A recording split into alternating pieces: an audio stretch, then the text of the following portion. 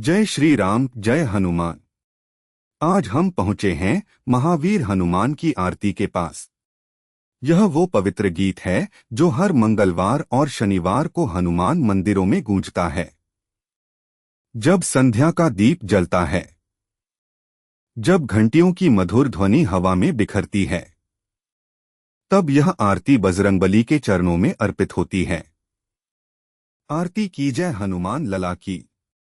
यह पंक्ति ही हमारे हृदय में भक्ति की तरंग जगा देती है। लला शब्द में कितना प्रेम छुपा है। यह कहने का मतलब है कि हनुमान हमारे प्यारे बालक हैं, हमारे लाडले हैं। शक्ति के देव होकर भी वे माता अंजनी के लाल हैं। इस आरती की रचना कब हुई, यह निश्चित रूप से कहना कठिन है, लेकिन सदियों से यह भक्तों के कंठ से निकलकर हनुमान जी तक पहुंचती आई है। हर शब्द में श्रद्धा है, हर पंक्ति में प्रेम का सागर है। आरती की जय हनुमान लला की। दुष्ट दलन रघुनाथ कला की। यहाँ हनुमान जी को दुष्ट दलन कहा गया है। वे बुराई को नष्ट करने वाले हैं, लेकिन साथ ही वे रघुनाथ की कला भी हैं। श्री राम की शक्ति का प्रकटीकरण है। जब प्रभु राम को किसी महान कार्य की आवश्यकता होती है तो हनुमान प्रकट होते हैं। जैसे कलाकार अपनी कला से संसार को मुग्ध करता है, वैसे ही हनुमान अपनी भक्ति से जाके बल से गिरिवर कांपे, रोग दोष जाके निकट न झाके। हनुमान की शक्ति का वर्णन करते हुए आरती कहती है, उनके बल से पर्वत भी कांप जाते हैं।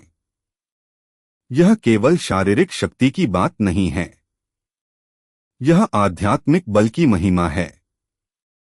जब हनुमान संजीवनी लेकर द्रोणगिरी पर्वत को उठाकर लाए थे, तब पूरा पर्वत उनकी भुजाओं पर था। यह घटना हमें बताती है कि सच्ची भक्ति से कोई भी असंभव काम संभव हो सकता है। रोग दोष भी हनुमान के पास नहीं आते। वे आरोग्य के देवता हैं। मंगलवार को लोग अपनी बीमारियों से मुक्ति के लिए हनुमान जी से प्रार्थना करते हैं। यह केवल अंधविश्वास नहीं है। जब मन शुद्ध होता है, जब भक्ति से हृदय भरा होता है, तब शरीर भी स्वस्थ रहता है। अंजनी पुत्र महावीर कहावे, संकट हरन मंगल गुण गावे। हनुमान को अंजनी पुत्र कहना विशेष है। माता अंजनी देवी अप्सरा पुंजिकस्थला थी। श्राप के कारण वे पृथ्वी पर आईं।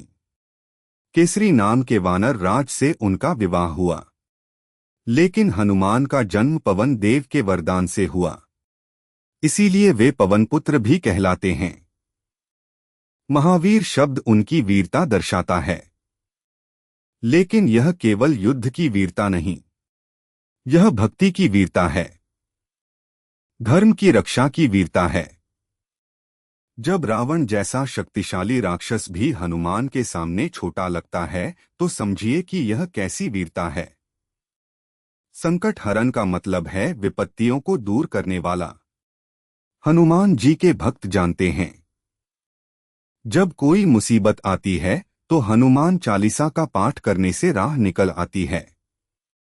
यह भी केवल चमत्कार नहीं है, भक्ति से मन में साहस आता है। साहस से समस्या का समाधान मिलता है।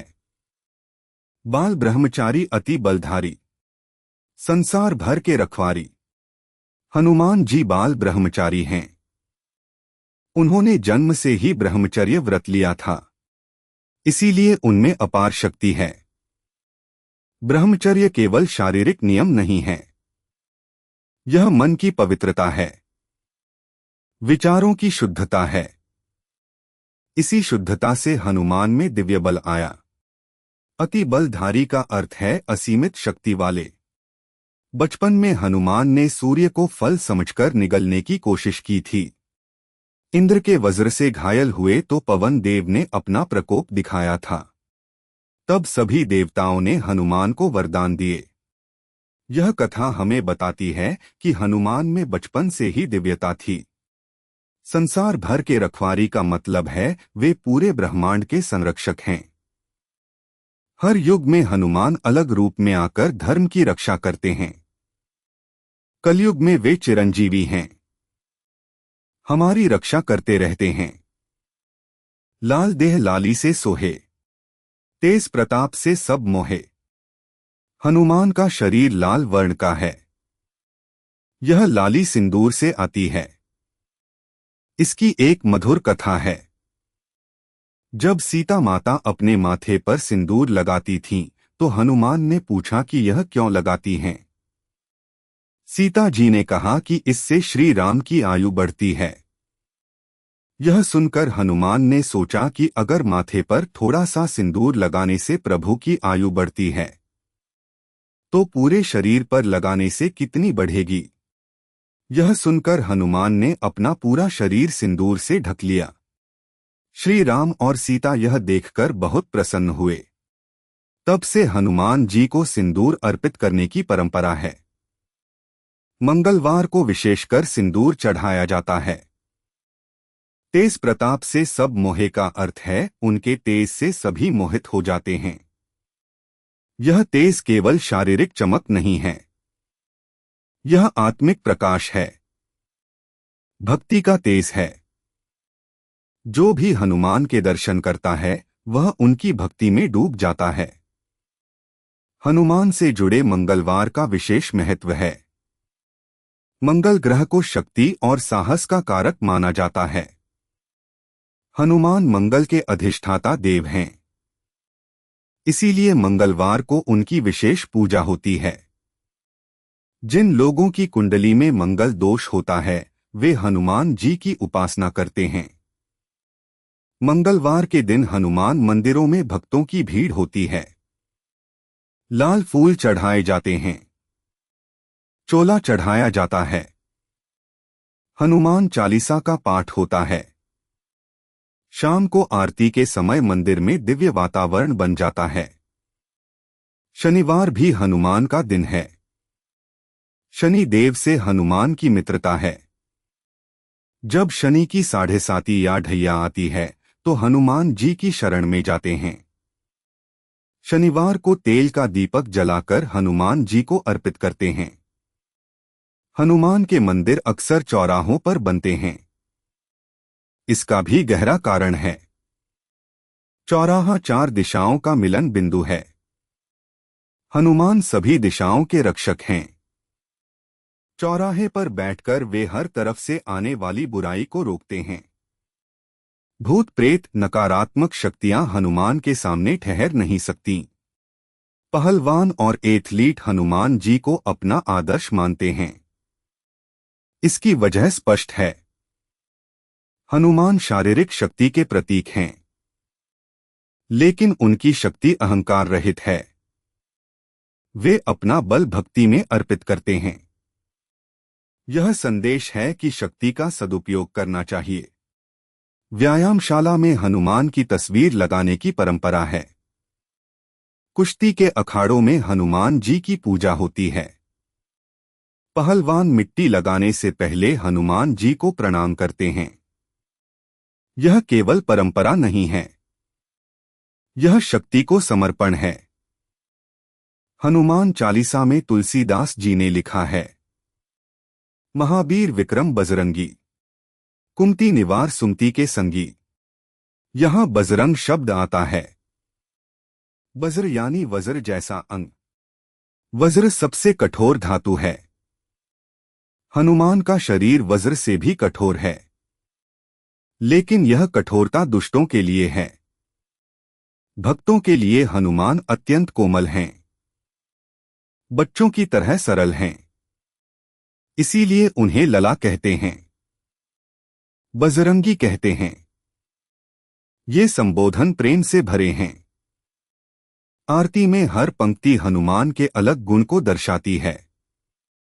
जब हम यह आरती गाते हैं तो केवल गीत नहीं गा रहे, हम हनुमान के गुणों का स्मरण कर रहे हैं। उन गुणों को अपने में उतारने की प्रार्थना कर रहे हैं। सच्ची भक्ति यही है, देवता की स्तुति करना, उसके गुणों को अपनाने की कोशिश करना। हनुमान जी से हम साहस सीखते हैं, निष्कलंक सेवा भाव सीखते हैं, अहंकार रहित शक्ति सीखते हैं। जब शाम का समय आता है, जब मंदिर में दीप जलते हैं, जब घंटी बजती है, उस समय यह आरती गाना अलग ही अनुभव है।